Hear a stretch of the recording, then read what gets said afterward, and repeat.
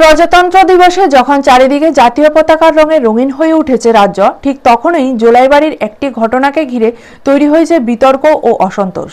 জোলাইবাড়ির খুশি motors bike শোরুমে জাতীয় পতাকা উত্তোলন না করায় ক্ষুব্ধ প্রতিক্রিয়া প্রকাশ করেছেন সাধারণ মানুষ।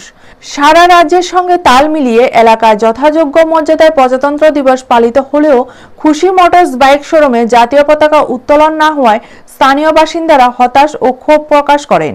তাদের মতে এমন একটি গুরুত্বপূর্ণ বাণিজ্যিক প্রতিষ্ঠানে জাতীয় পতাকা না ওড়ানো অত্যন্ত দুঃখজনক। স্থানীয় জনগণের বক্তব্য, জাতীয় পতাকা উত্তোলন করা প্রতিটি ভারতীয় নাগরিকের নৈতিক দায়িত্ব। এই ধরনের অবহেলা দেশের প্রতি অসম্মানের শামিল বলেই মনে করছেন তারা।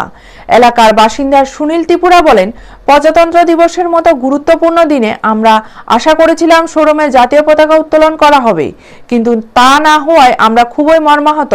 এই বিষয়ে খুশি মোটরস বাইক শোরুমের মালিক বা কর্তৃপক্ষের কোনো প্রতিক্রিয়া পাওয়া যায়নি। ভিডিও রিপোর্ট, নিউজ তৎকাল 24।